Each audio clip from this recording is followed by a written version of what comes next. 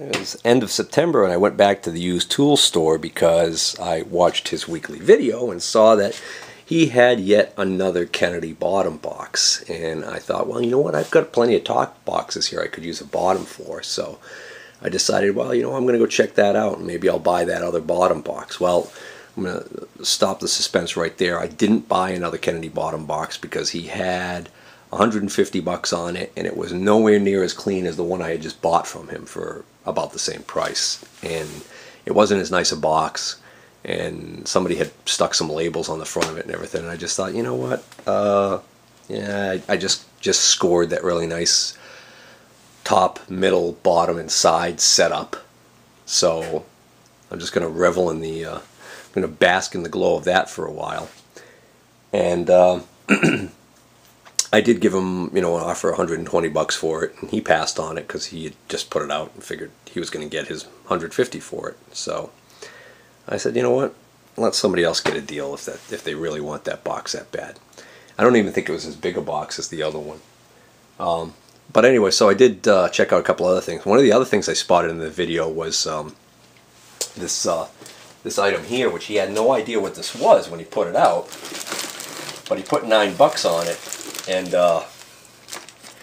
he said, you know, he called it a Veritas bar gauge. And I knew from an item I bought years ago that Veritas is a specialized woodworking tool manufacturer. I bought a thing that said Veritas on it. I had no idea what it was, and it ended up being a device for holding chisels at the proper angle when you're using a honing stone. Oh, okay, so here's that thing. I scooped this at the flea market like over a year ago. I got this dirt cheap because the guy had no idea what it was. I just looked at it and said it looks pretty precision made, so I took a chance on it. It's got this roller on the bottom here, and it's got this block, and it's got the angles right on the end of the block, and this says made exclusively for Bridge City Tool Works, Portland, Oregon, by Veritas, made in Canada. So what this is you basically you set this block the way you want to set it, and you clamp down your chisel so that you can then roll this, I believe, across the honing stone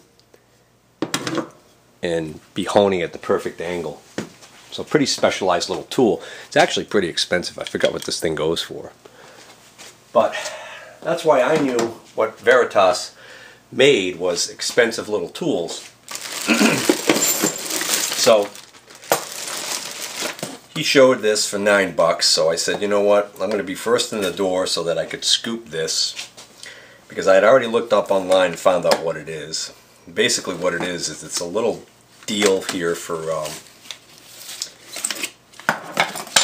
if you are a woodworker and say you need to make drawers, what you can and you're making multiple drawers of the same size, what you do is you take this little bar set up here with these clamps, and you set this, okay, to like the interior measurement of the drawers that you want to set. And then it comes with several different attachments for the end. Okay, so it comes with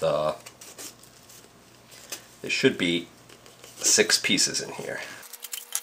Alright, so I'm not going to take these out. These are the sharp little pinpoints, okay, that screw in the end. And then you get these little ball points. And then you got these button points. Okay. So the idea is, you know, you'd screw these in here. You set this to the inside measurement of the like from the sides of the drawers to the other side of the drawer, and then you'd keep this set and you'd use it as a test gauge to make sure you're doing everything correctly. So it's pretty specialized. And I think when I looked it up online, I think what comes in the kit are these 6 little tips, these 2 things, and these 2 bars. Then they have extension bars which you pay extra for. So these are 12-inch extension bar gauges, one pair. And then in here, there's just miscellaneous, a bunch of other bars that also fit this. So in reality, what you get when you buy the bar gauge initially is typically, I think it doesn't come with all of these rods. I think you got to pay extra for some of these rods. So let's see, it comes with, maybe this actually even tells you. It's funny how they had everything in there but nothing in the box. Brass, stainless steel, and anodized aluminum construction. Configurable for measurement as small as 7.5 inches to as large as 44 inches. Maximum length can be expanded with accessory bars. Bar ends for measuring inside and outside dimensions. Ideal for referential woodworking. Okay, so since it can go up to 44 inches, it must have originally come with all of these bars here, which, what's in this thing right here is, it looks like two long bars, and then two more short bars, and then that together with these two short bars put together and give you that combination of being able to get all these different sizes. And then somebody bought an extra pair of 12-inch extension bars. So I'm not going to need this, so I'm going to sell this. This will be a good eBay item. So I'll sell this separately, but I'll list it at the same time, so if anybody wants to buy this and this, they can get a shot at it. But that was a nice little deal. I looked up online what these have sold for in the past. I forgot how much, but enough to make it a no-brainer to pop $9 on these. Well, now I know why these were half sticking out and this was all just folded over like this. I don't know what this tube was for. This tube is 2.5-inch clear pipe, 36 inches long, that somebody just cut down. Yeah, this should all fit in here.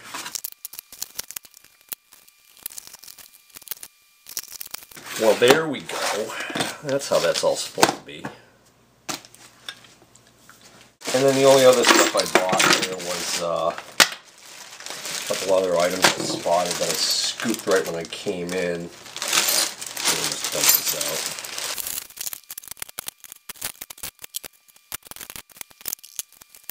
Alright, so this is the last one I ended up buying that day, which wasn't a lot, but ended up scooping these. These are the adjustable coolant hose, Lockline brand. These basically snap together and give you a nice little flexible coolant hose for shooting coolant onto your part while you're turning, say on a lathe or a milling machine. And I don't know whether or not I'm going to even do a coolant setup on. I certainly probably wouldn't do it on the Vernon because there's no drip pan on that. But the Hendy has a big chip pan underneath that even has a screen and a drain and everything that I could set up on it pretty easily. So maybe I'll do coolant on that one. I don't know. But he had these marked for $1.50 and $2 for this one. And I don't even know what these go for, but I just figured I'd take a chance on those. And I actually ended up bundling this stuff all together to get all of this stuff, I think, for like, I think it was $15. That includes these two items from his 2 for $1 table. I think that day was 2 for $1. This is a this is just a chisel point for a air hammer, which hopefully will fit my air hammer. I think these are pretty standard. There's this thing, which he had no idea what this was, and I decided to take a chance on it because, well, let me get back to that. These little dressing wheels to go on your grinding wheel dressing tool. So $1 on those. So I got 3 of those. This is looks to be a brand new file card. This originally was $12, and it's a Nicholson. So I got that. He had $2 on that. That was a no-brainer. And then, and then just to round things out, to make it an even $15, I asked, "What do you want for this?" And he said, "Well," he said, "that'll, you know, make it the 15 you want or whatever." Something like that. I'm like, "All right, you were reading my mind." I think I'm into this little box for $5. It's got these little jaws right here that must come off of a really little vise or something. I don't know. Those are little interesting ones, but there's a pair of those. Unfortunately, they have absolutely no markings on them, so unless somebody recognizes these, I'll probably never figure out what those went to. This is loaded with taps, precision dowel pins, center drills. Well, I got a place for my center drills, so I'll pull all those out. More dowels, it's just a sleeve. Bunch of taps in here, all look like they're in good condition. Some more drill bits. Some really tiny drill bits in here too. Saw some really tiny ones. That's nuts. You can see the really small drill bits are in here. That's a really small center drill there. One end's broken, but the other end's good. Well, not broken anyways. That looks like it was a carbide something, but I think it's broken now. This is the mystery thing that I got for 50 cents, and I told them afterwards that I had a theory on what it was, but I didn't know for sure. This cap comes off to protect this end, and I told them, I said, I believe what goes on here is an air fitting, and then if you loosen this swing nut, you can swing this down, and that exposes this almost like a hammer end. Okay, and this can go in and out like this. And so my theory is that this originally, this clamp would clamp this to some sort of a holder, and that you would put air to this, and that this is some sort of like an air hammer. I forgot what they call that tool that they use for sheet metal work. But you know, his first question was, well, wait a minute, if that's what that is, then how does that go back and forth? Where's the, you know, the valving and everything? And I said, well, maybe it's inside here somewhere. So we don't know what this is. So if anybody knows what this is, there is apparently no manufacturer name on it. So if anybody knows what that is and would care to enlighten me, that would be great.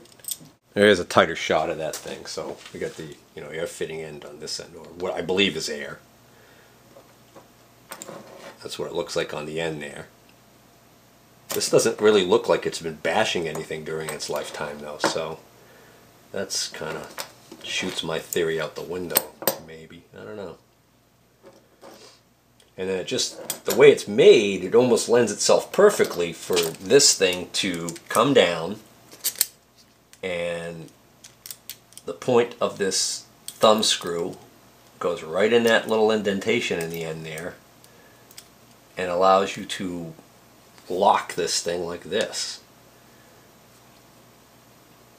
So, gentlemen, feel free to give me your best guess on that. Oh, and the final item that day was a couple of these can't twist clamps, or can't, or however you want to say them. But this one is in excellent condition.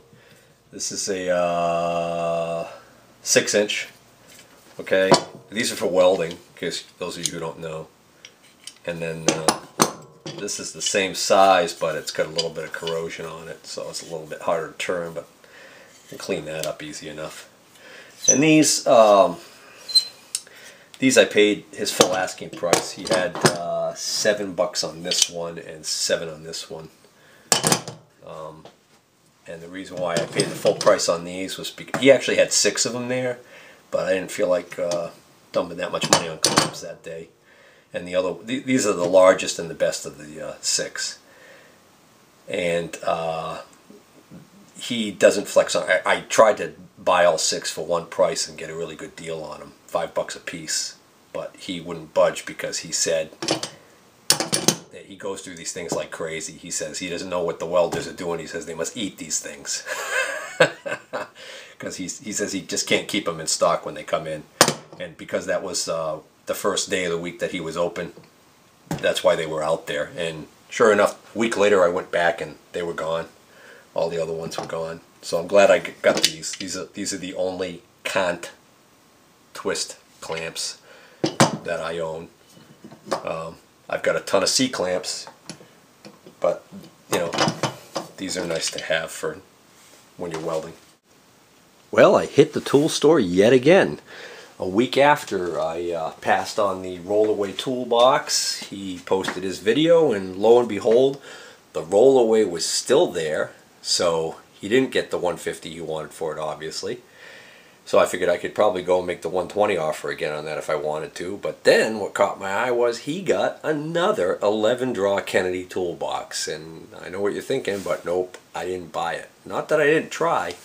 So I went and looked at the 11-draw, and the 11-draw that he got in this time was not as nice as the one that I had just bought from him. So for those of you who haven't seen it, there's the one I just bought from him. And this one, he had 150 on it, and he had 75 on the riser, and or the 2-draw intermediate box, or whatever you want to call it there. And I ended up getting the 2 for 200. So I'm probably into the box for the full 150, and then the the riser I paid $50 for. But the thing is that the this is the 3611, and the 3611, I got this junk on here, but basically the center draw right here for the machinist's handbook has its own key lock, and that's the distinct feature that really shouts out that this is a 3611 versus the other model. I forgot what the other model number is for the 11 draws, but for some reason this box new retails for quite a bit more than the other one. I don't know why.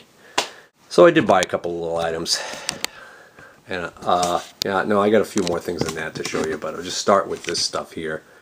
This is a Starrett number, he had $4 on this, number 15 something. I can't quite see what number this one is, but this is a Starrett thread gauge, and it's got some pretty good sized ones on there.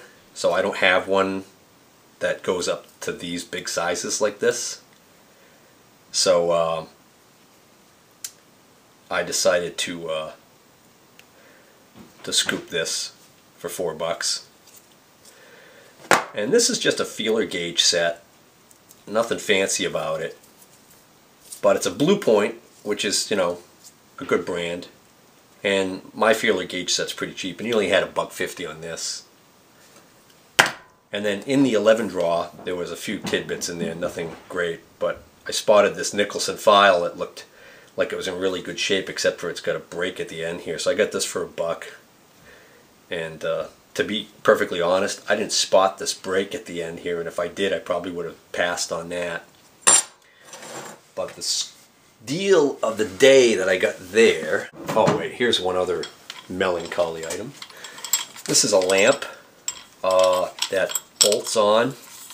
It's got a bracket, so obviously it bolted onto something originally, and he had a couple of these there, and the other one was a Delta with a magnetic base, and I forgot what he had on that. But this one, because it's just a plain old, he had $7.50 on it. He took $5 for this.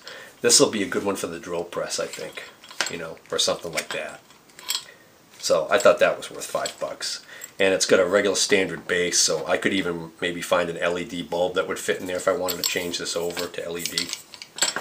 So that, you know, that's metal. It's got the gooseneck. So I thought that was worth $5. But the deal of the day was his traditional bargain table where he, well, actually I got a couple of deals. His traditional bargain table where he dumps a whole bunch of stuff in this center table, and it's always like, sometimes it goes down to 4 for $1, or sometimes 2 for $1, or $1 or $2. Well, I guess he got sick of the pile of garbage that was on there, decided to finally clean it up, and removed all the little screws and nuts and bolts and broken drill bits and junk that was on there, because it had been picked through enough times that he finally, I guess, got to the point where nobody was really picking. And he probably scrapped all that stuff and raised his bargain table to $6 this week. So I was like, oh, that's interesting. So I had got there again on a Thursday. So whatever super deals were on the table on Wednesday were probably already gone Wednesday afternoon. But somebody didn't spot this. So guess what that is before I flip it over? Well, I'll tell you what I thought it was when I first saw it. I thought it was a handle off of a drill press. You know, the quill feed handle on a drill press. And I was like, oh, well, that's interesting. And I started to wonder, I wonder if I could use that for something else. Then I picked it up and looked at it. Speed handle. Okay. Then I spotted, do you see the little K? This is a Kurt Weiss speed handle that I scored for $6. And you know what the biggest dilemma is? The biggest dilemma is that I'd love to sell that, because right now that sells used on eBay for around $45. So I shudder to think what the heck Kurt gets for that damn thing when it's new. So I could take my $6 investment and turn it into probably $35 profit pretty damn quick. But my dilemma is that I have a Kurt Weiss, so I actually think I'm going to end up keeping it. And there was one other item on the $6 bargain table that, again, not a machinist item. I had, you know, initially like, oh, what the hell do I want that for? Brand new in the bag is a liftgate cable. So for those of you guys who don't know, if you see those box trucks that have the hydraulic lift gates on the back, I believe that that's what this is for. And this is phillipsindustrial.com. Got the part number right on it. A 15-foot liftgate cable, coiled single pole. It's brand new in the bag, so I'm looking at it and I'm going, you know, I bet you that's pretty expensive to buy new. And he must have had that for sale. So he crossed it out and threw it on the $6 table because nobody had bought it for whatever he was asking for. Well, I did a quick check, and sure enough, you know, that's an eBayable item. I could probably triple or quadruple my $6 investment on that thing. So, you know, that's the kind of thing where it's like, I don't need one, but I'm not opposed to turning it into a little bit of money. And then the last item I picked up was when I initially offered him $5 for it. He said, nah, come on, you got to do better than that. So then I tried looking it up on my phone, couldn't find the damn thing anywhere. And so then he tried looking it up, and then when I was getting ready to leave, he said to me, he says, you know, he says, I tried looking that up too. He says, I can't find it. He says, so I'll take your $5 for it. And what this is a Huot, or Huot, I don't even know how to say this name, St. Paul, Minnesota. This is a company that makes a lot of drill and reamer type storage units. They make everything from the little, you know, the little metal box, drill index boxes. I bought one of those a few weeks ago. You know, they make little drill indexes. They make big ones like this. This is a Huot reamer index. And then they also make the really nice larger drawer units for like the bigger shops that have multiple, you know, sizes in each drill size. And then they have them all categorized: letter drill size, fractionals, you know, whatever. This is I'm not sure what this is actually. I guess it could be just a big huge drill index. The bad part about it is nothing's marked. not one of these holes is marked. So it's not like you're going to be able to look and see what you just pulled out of that, what size you pulled out of that hole. But anyways, I gave $5 for that. And it was funny because I saw this, it was with that, but when I initially tried it, I didn't know what the heck it was, so I didn't get it on right. And then he says, well, did you get the cover with it? And I said, oh, that cover goes with it? He says, yeah. Somebody custom made, you can see they TIG welded this by the looks of it. Somebody custom made this aluminum cover that fits perfectly on this thing. So somebody really wanted to keep the dirt and stuff off of here. The label's falling off. But judging by the length of the height of the cover, I'm not sure what, if this was jobber size drills maybe they were putting in here or what. So I don't know, I think I could find a use for that somewhere in the shop. So I think that was worth $5.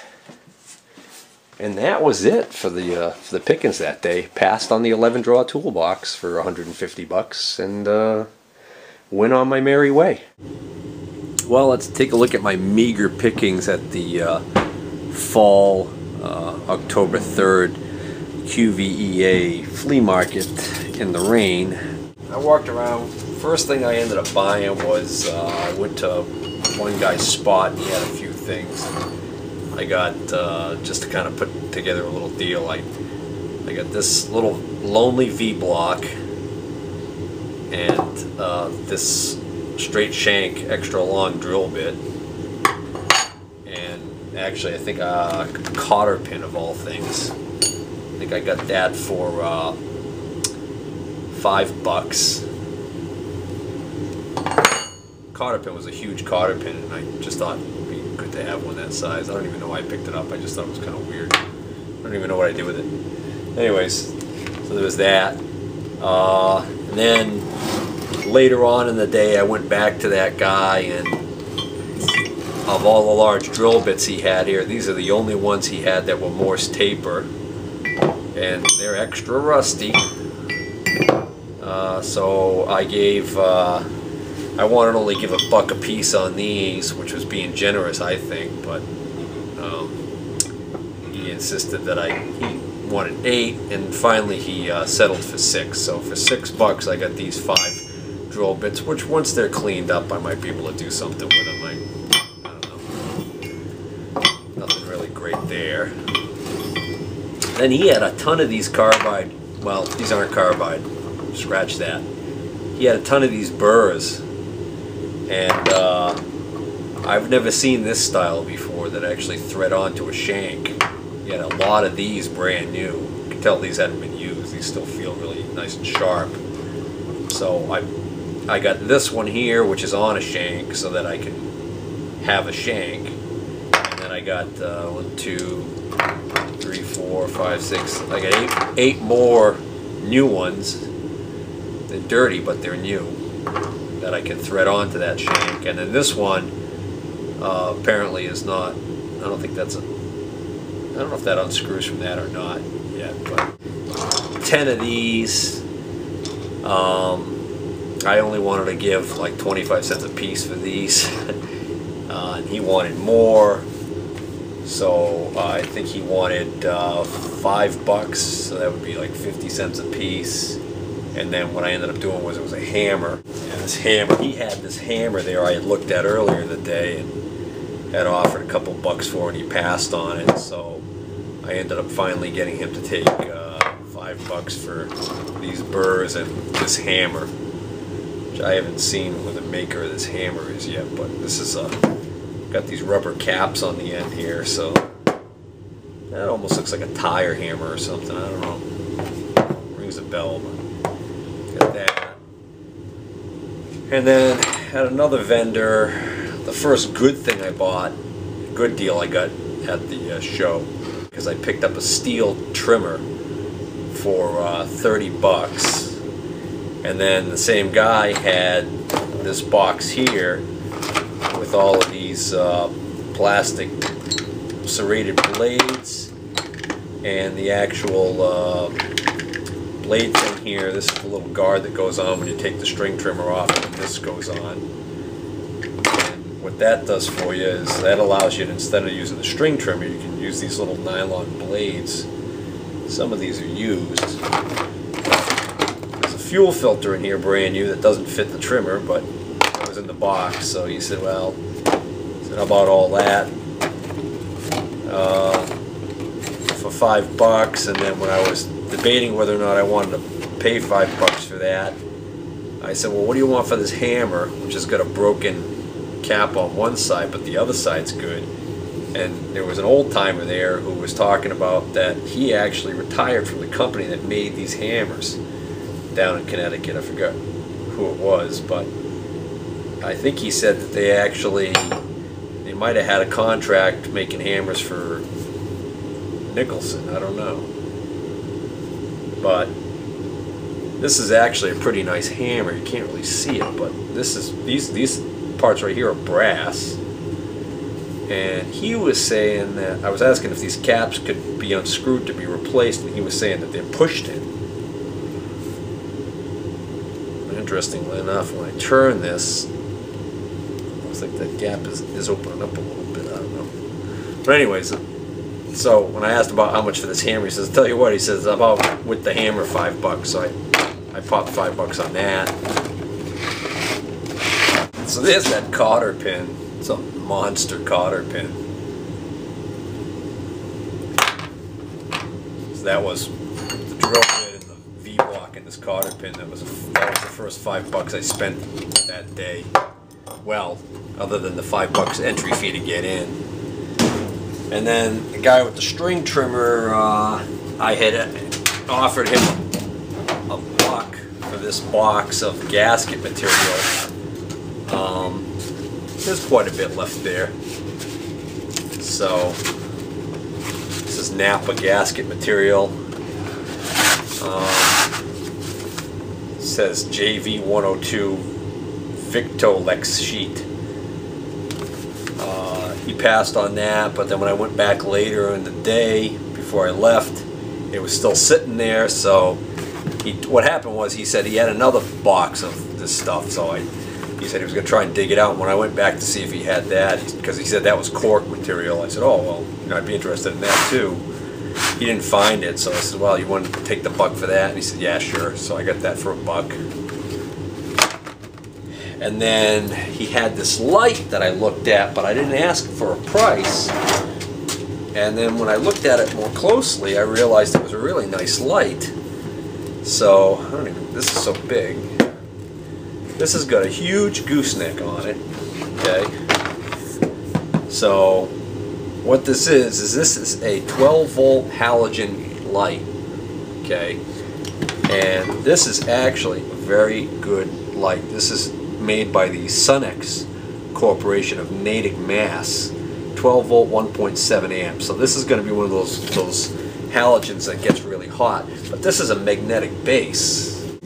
So you can see how handy that would be to just stick on a machine. And the funny thing is, I had no way of testing it, so I basically took a chance on this to see if it would even work. But I already tried it out. There's a little rocker switch on the back there, and it's a darn bright light, I'll tell you. So that's going to be, I could feel the heat from it. But I think that's going to be handy. I was already thinking that even if this didn't work, that I would use the base and the gooseneck and maybe fashion a LED light at the end. Or maybe even, I was even wondering, because it's such a nice gooseneck, works really well, it's nice and stiff. And with the magnetic base, I was wondering whether or not I could actually transform this into some kind of a wild indicator holder. But it looks like for now I'm going to keep it as the light because it's working.